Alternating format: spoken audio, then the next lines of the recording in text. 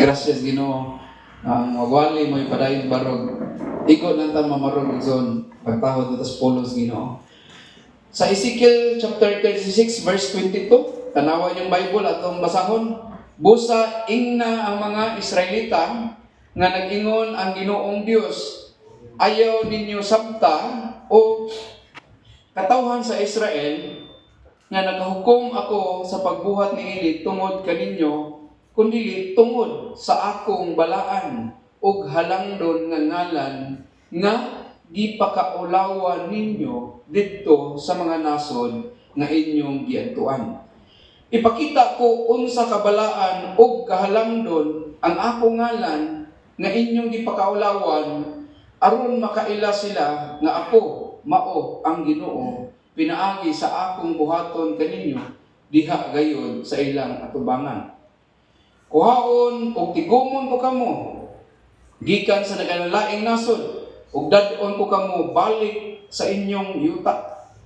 Bubuan ko kamo limpyong tubig ug malimpyo kamo sa tanan ninyong kahugawan lakip sa inyong pagsimbag mga Diyos-Diyos.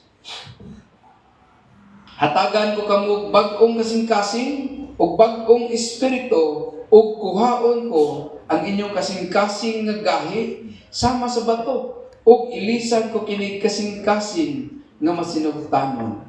Ihatag ko kaninyo ang akong espiritu ug himuon ko kamong masinugtanon sa akong mga libutan ug mga lagda. Dalay ko ng pulos Ginoo. Ang title ni Nixon, The God Who Makes Us New.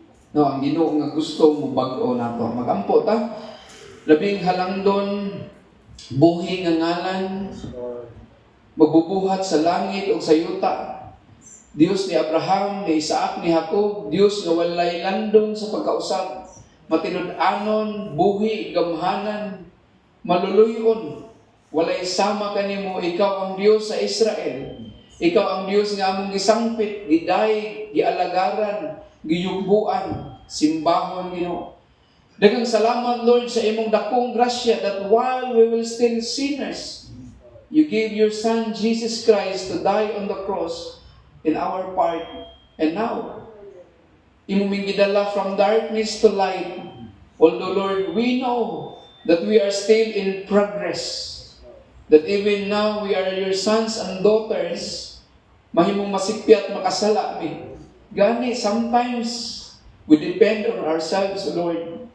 There are a lot of times that we are so self-centered that our hearts are something, Lord,